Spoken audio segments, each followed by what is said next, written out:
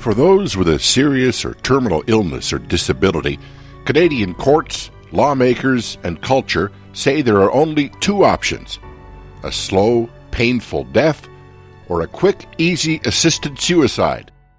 But there is a third option. Join us as we investigate the palliative care alternative and why Canadians should be choosing it.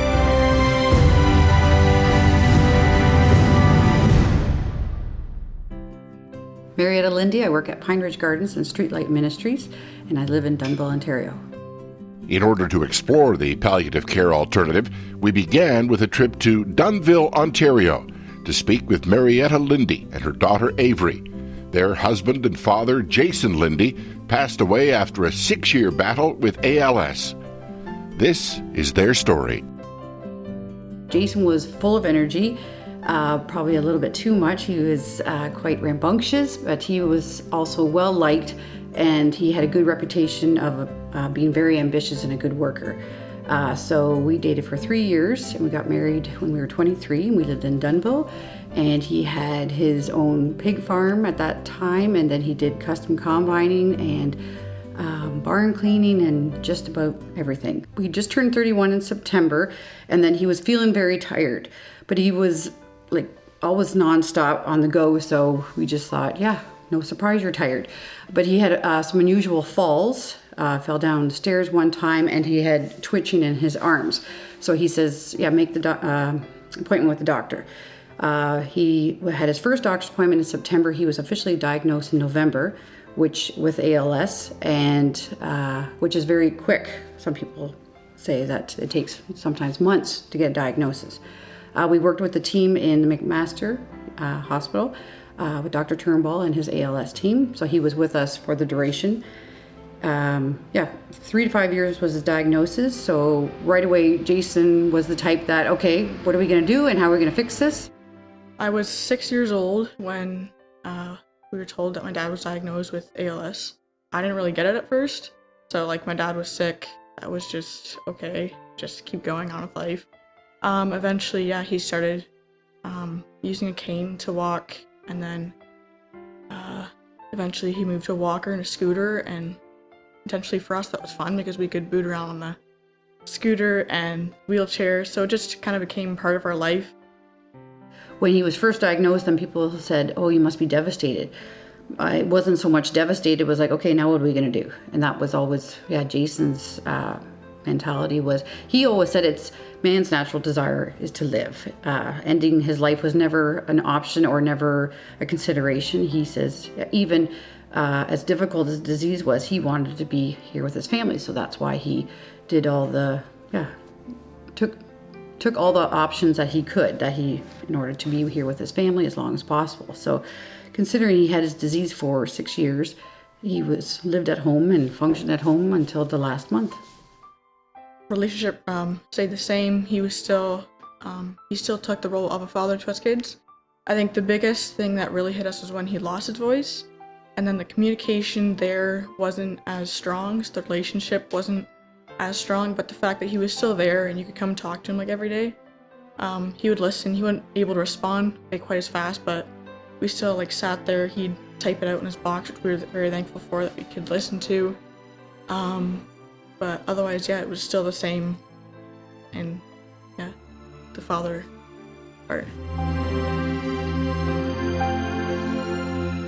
It's a very difficult journey. So for the person to go through, it's definitely changing.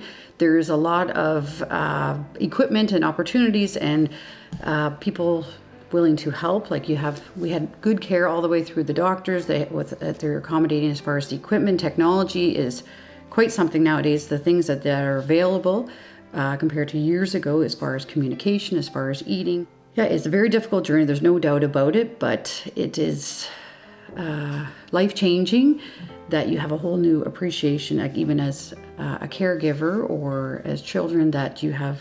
It's about showing compassion. It's about putting your own needs, aside and helping a person live their life in spite of a terrible disease. Their focus should definitely be on much greater palliative care. Their focus shouldn't be on how to first end of life, but instead kind of go around that and think about how I can work on helping them or creating a comfortable lifestyle for them. Palliative care is, it's all about compassion. This generation's not willing to take care of their parents. They're not willing to take care of their disabled, their handicapped, their terminal disease, because it's very taxing on everyone. So it's not a matter of just saying, oh, we need palliative care. Everybody has to be able to step up and do it. And if you can show compassion to one another, you will have a good society. Without palliative care, I'm not sure how that would go. Like, I couldn't even begin to imagine. Like, we were given a lot. So to think without palliative care, like, he would have just kind of sat in a chair and slowly, we would have been a burden. In some ways, I find that the people watching the person going through pain is almost more difficult than the person actually in pain. Throughout, his whole disease, the church was very good. The amazing thing was, it wasn't just our church. It was like we got cards, we got money, we got from so far away that it was, the community of the saints was quite something.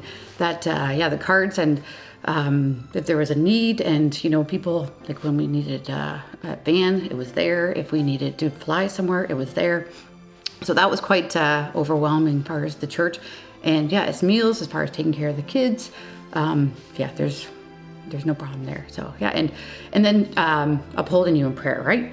So then they say they do that, or they say we're praying for you even if you can't. So he said okay, he was going to go to McNally for a month, and then he was going to get better and then go home. But he lived only at McNally for a week. So, and then he went home. Yeah. Spiritually, he was very blessed. So what more could you want for your husband or your son or your father?